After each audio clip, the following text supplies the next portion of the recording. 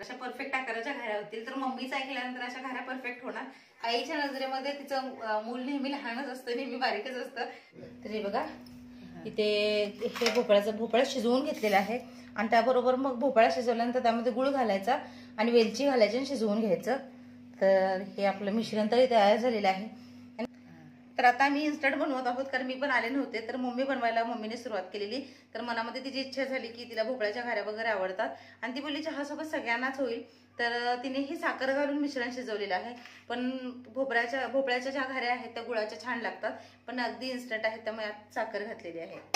तर आता यामध्ये बसेल तेवढं गव्हाचं पीठ घालायचं. तर इथे मी गव्हाचं पीठ चाळून घेते याच्यातच.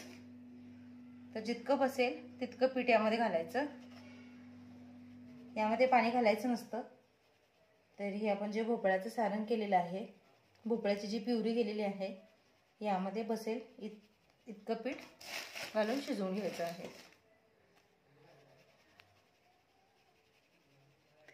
मळून घ्यायचं आहे, शिजवून नाही, मळून. हां सॉरी, सांग की तू बनव. हां. तर यामध्ये बसेल इतकं पीठ घालायचं आणि मळून घ्यायचं छान. तर दिसताना जरी मिश्रण कमी बसलं तरी पीठ यामध्ये जास्त बसतं, ॲब्झॉर्ब करून घेतो ते.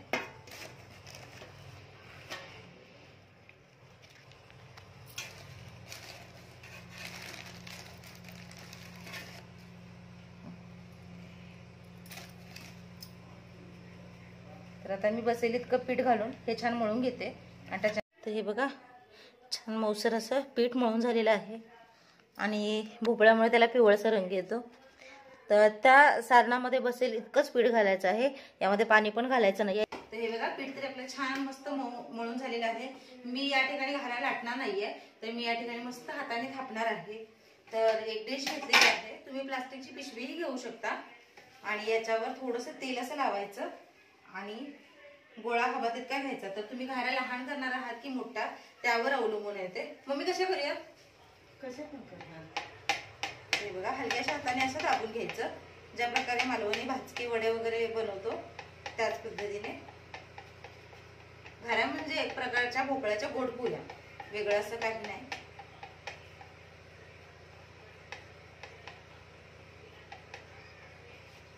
पीठ जर मळून थोडा वेळ ठेवायला भेटलं तर चांगलीच गोष्ट आहे, मुरल्यानंतर छान होतात घाऱ्या. पण इथे आमच्याकडे वेळेचाच तर खूप मोठा प्रॉब्लेम आहे, वेळच नाहीये.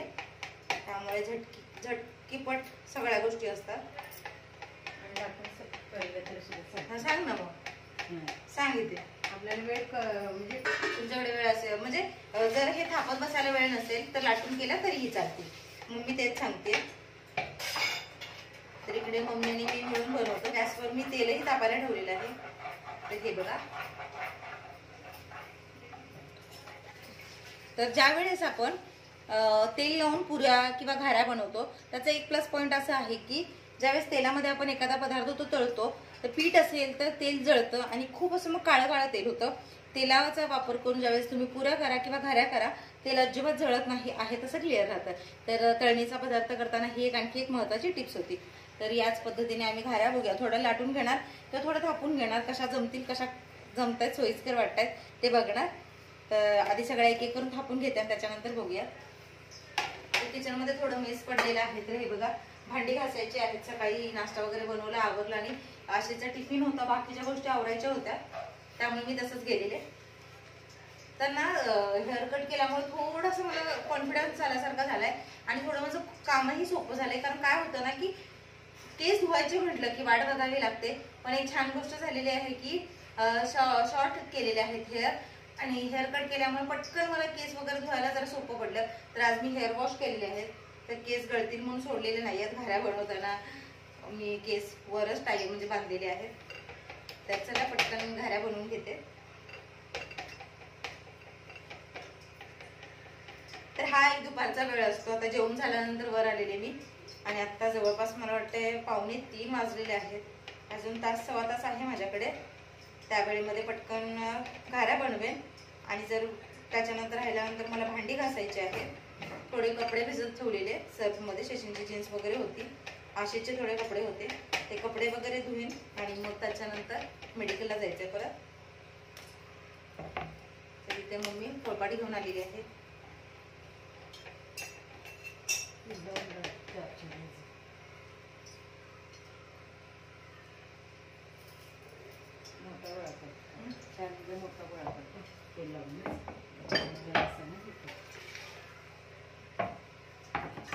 सांगितल्या पद्धतीने तुम्हाला जर तसं एक एक छोटे गोळे करणं शक्य नसेल, मोठा गळा करून असं साचे पाडले तरीही चालेल.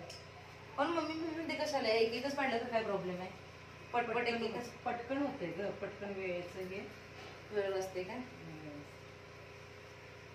माझ्या आडामुळे मम्मी दिसतही नाहीये तुम्हाला हे बघा. तर लवकरच माझ्या पाठीमागे कोण जरी किती जरी बारीक लपली दिसेल, कारण मी त्या दृष्टीने आता प्रयत्न करते वेट लॉस साठी. मम्मी तू माझ्या पाठीमागे लपून राहतेस बघ. दिवस कसे पटकन जातात कळतच नाही, असे उडून माऱ्यासारखे गेल्यासारखे. तर आता आम्ही तिघी ज्या वेळेस उभे राहतो अशा आणि मम्मी मध्ये असते, तर मम्मी आमच्या तिघींपेक्षा लहान दिसते आणि आम्ही मोठा मोठा दिसतो. तर हे बघा, पिठाचा वापर न करता साधारणतः तेल हलकसं तेल लावायचं आणि अशी लाटून घ्यायची. लाटल्यानंतर देखील ती पटकन होते. तर कोणत्याही पद्धतीने करा तुम्ही, आपल्याला घरी घालायची मतलब आहे. फक्त काम कसं सोपं पडतंय, वेळ कसा वाचतो हे बघायचं. तर ह्या लाटून घेतो आम्ही. एक एकच लाटलेली बरी घेऊन बघ, पटपट होतो. मम्मीचं म्हणणं आहे की मोठा गोळा घेऊन लाटायचे आणि पुऱ्या आपण जशा जसे काय म्हणतात त्याला मम्मी, हा साचे पडतात तसे ग्लास नाही का हे करून घ्यायचे. तर मला हे बरं पडतं असं वाटतं. करून व्यवस्थित करते तू कर.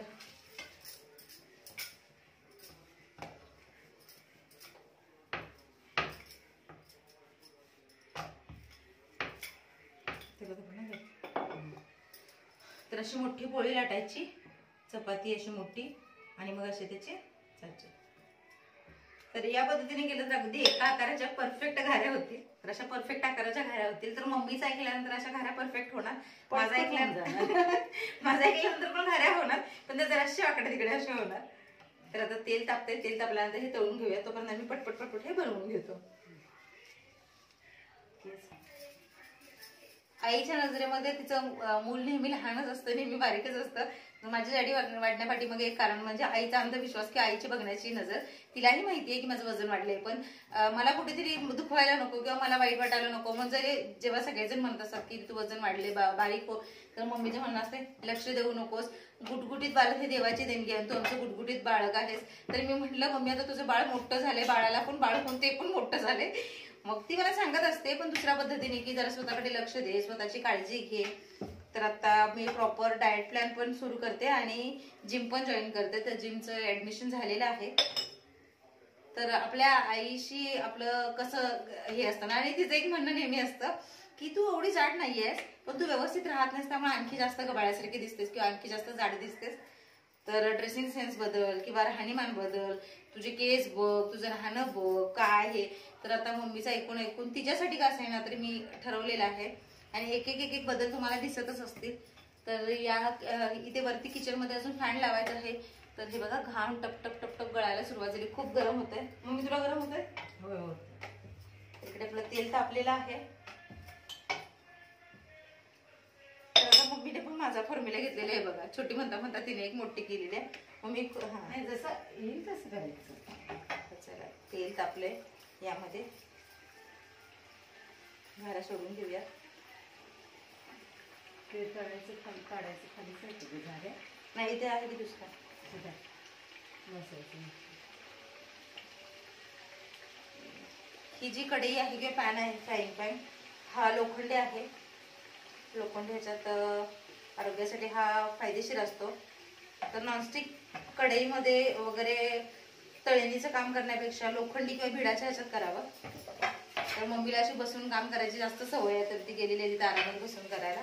आणि हे बघा मस्त टमटमीत घाऱ्या फुगलेल्या आहेत. तर छान तांबूस रंगावर या फ्राय करून घ्यायच्या आहेत, तळून घ्यायच्या आहेत.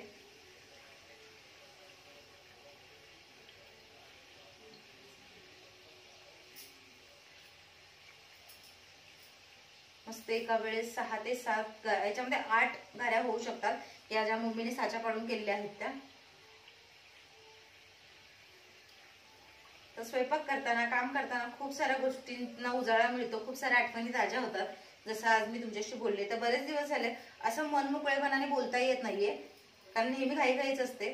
तर आज खरं तर मम्मीच बोलली की तू व्हिडिओ करताना डायरेक्ट बोलूनच कर, कारण व्हॉइस ओव्हर देताना काय होतं ना की नेहमी गोंधळ असतो. मेडिकलमधून जरी करायचं म्हटलं तरी खूप असा गोंगाट असतो.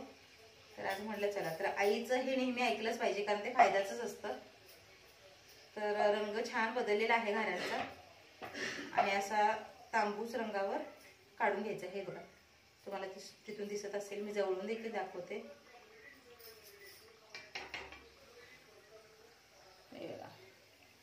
मस्त टमटमीत फुगली ती.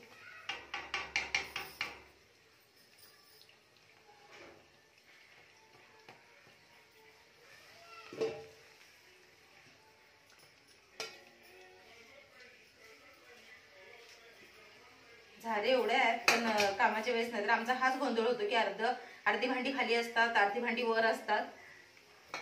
जिना वर खाली करायला कंटाळ येतो खरं तर.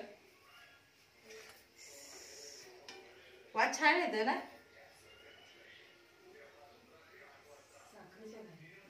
हो सांगितले की. आणि या घऱ्या साखरेच्या आहेत,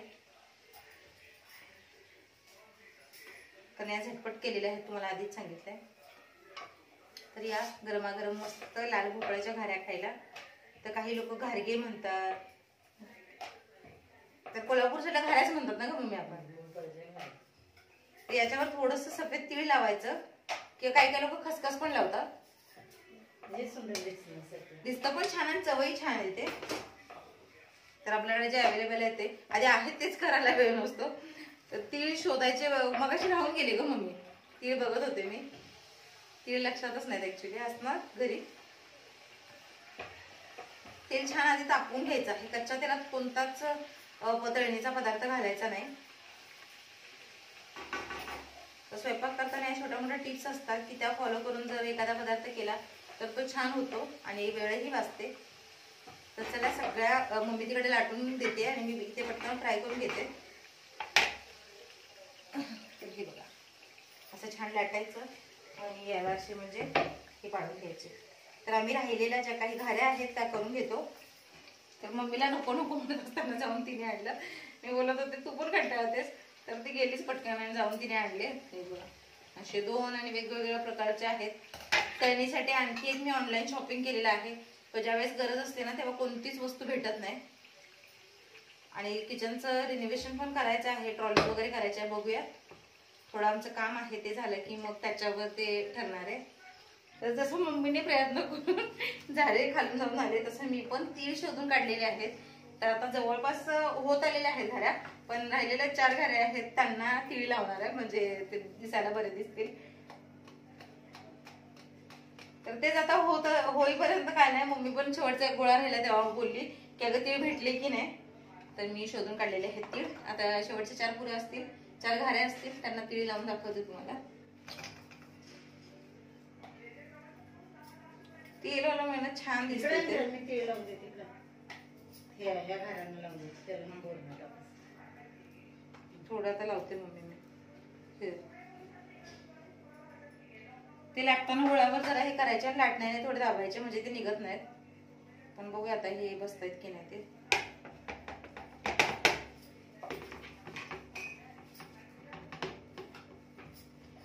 व्हिडिओ शूट करताना ना कॅमेरा सेट करेपर्यंत नाकी नाव येतात. बरेचसेच व्हिडिओ माझ्या अशामुळेच राहून गेलेले आहेत, कारण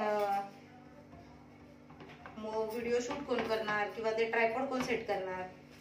आधी माझ्याकडे ट्रायपॉड नव्हतं, शशीने मला ट्रायपॉड गिफ्ट केलेलं, तर ते पण दाखवायचं राहिलेलंच आहे खरं तर.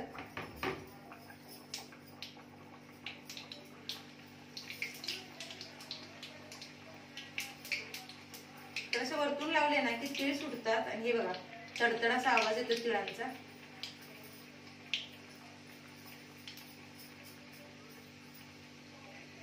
तीळ सगळे तेलातच सुटले. एवढ्याशा पिठाच्या चाळण भरून घाऱ्या तयार झालेल्या आहेत. तर चहाची सोय तरी झालेली आहे. ज्यावेळेस गोड काहीतरी खावंसं वाटेल हा बेस्ट ऑप्शन आहे. आणि भोपळ्याच्या घाऱ्या जवळपास सगळ्यांनाच खूप आवडतात.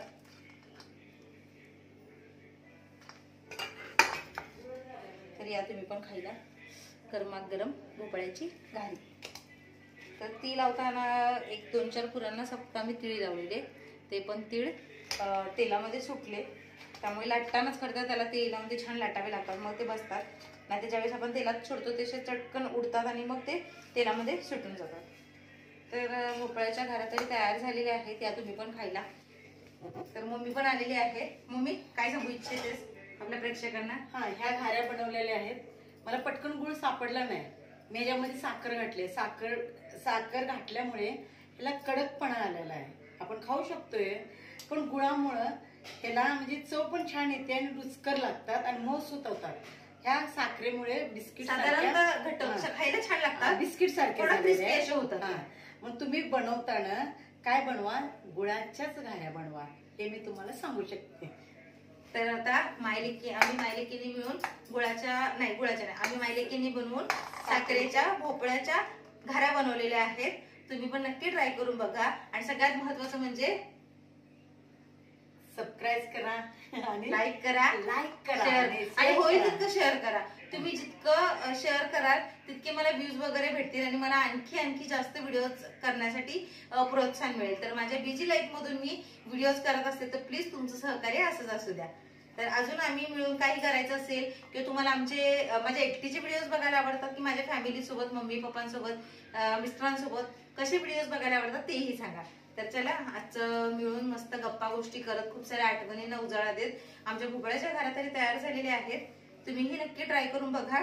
आणि सगळ्यात महत्वाचं म्हणजे चॅनलला अजूनही सबस्क्राईब केलं नसेल तर सबस्क्राईब करा, शेअर करा, लाईक करा आणि जी काही घंटी दिसते म्हणजेच बेल आयकॉन दाबायला विसरू नका. Bye bye.